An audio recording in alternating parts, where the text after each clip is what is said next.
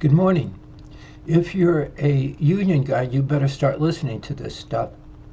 Remember from our other anecdote on the playlist that young man who works in a warehouse on the East Coast and he's on strike, he's not going to make enough money to support a wife and child. And that young girl with a 2-year-old who's working in a hospital and she's on strike on the West Coast, she's not only not going to be able to support her child, she's not going to be able to raise her child. It just isn't going to work out. So let's continue. Remember that in this we had a revolution in this country that culminated in the 1970s.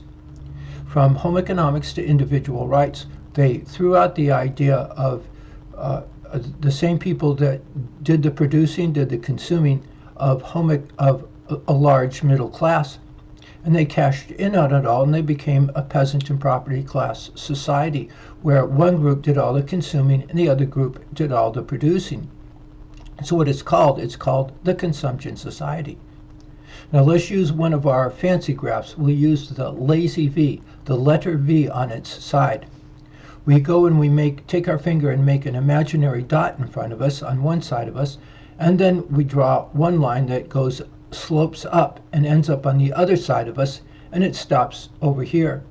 Then we go back to that line and we dots, and we make another line, and that line slopes down and goes to the other side.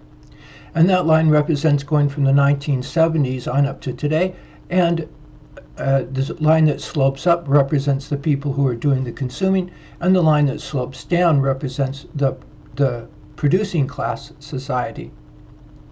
Now let's draw one more line. We'll go to that dot and we'll draw a line that goes straight across, and that represents the line that's disappeared.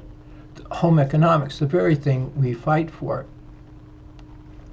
Now, what makes a class of consuming? Well, they got into all the golden real estate they could.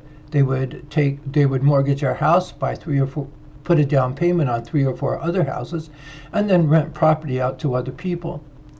They made money by building apartments and housing projects rather than putting you in your own houses. Consumption society. Other examples of a consumption group are professional athletics. The women's liberation movement is an example of a consuming group.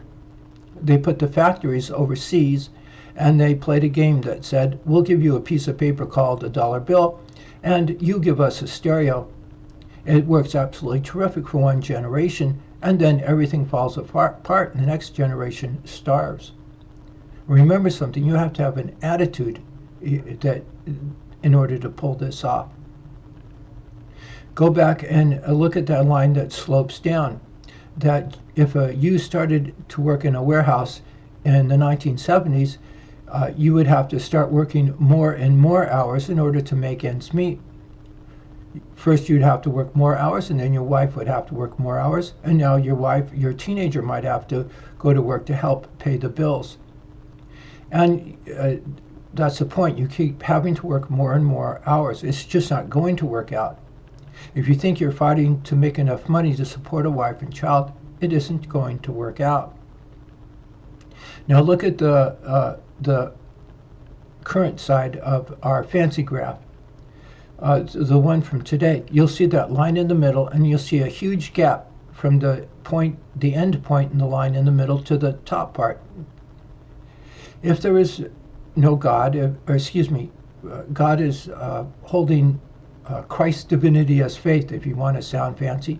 The Pope giving midnight mass, whatever computer cloud of emotion is in that, is what's held as faith. Whatever's in the attitude of the American Army Green Berets that defend the poor and the oppressed, that sort of thing.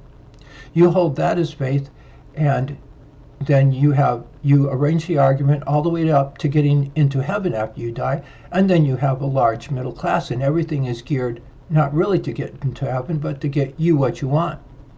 Remember our young couple standing in the living room, and they were choosing between whether or not to buy a couch or 2 recliner chairs, and everything is geared, the farming, the manufacturing, it's all geared to giving them what they want.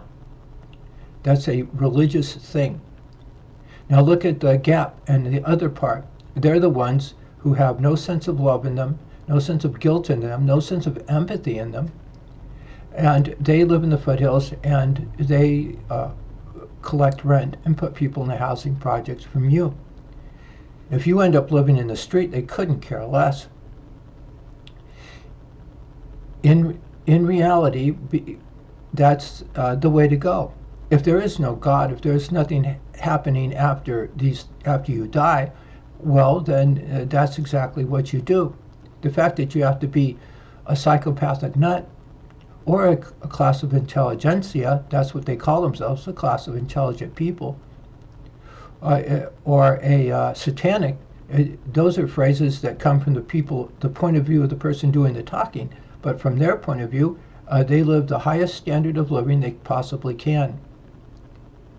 You live in the foothills and build houses and collect rent from people. You make more money than the guy who builds a house and puts you in your own house. I think of attorneys, going back a few years, criminal trial attorneys, whether they were the prosecutor or the defense, they would go out and they are the lowest on their totem pole. And they were considered not very bright and that sort of thing. And you asked why, and it's because they went out and defended the poor and the oppressed. They practiced virtues. And that was a quality that was considered negative, not very bright. On the other side of that totem pole, at the top, about 3.5 times more money, were the real estate attorneys and stockbroking attorneys and tax attorneys. And they view themselves as smart by living in the foothills and going to the country clubs and collecting rent from people, building apartments and that sort of thing. Forgive me for the phrase, but being a psychopathic nut or being a class of intelligentsia or was considered intelligent, smart, and that's exactly their opinion. The fact that causing poverty is one of the unforgivable sins in the Bible doesn't make any difference to them. They simply don't follow the Bible. And so let's stop.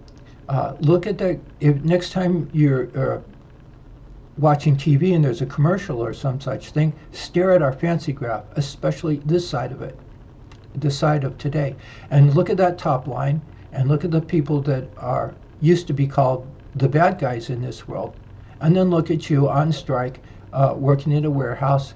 You don't even dream of doing anything consuming anymore, and make a note of that and then publicize it. Excuse me, I better add that you realize that the same people who caused it all in the 1970s are today, right now, the very people who control the institutions in our society.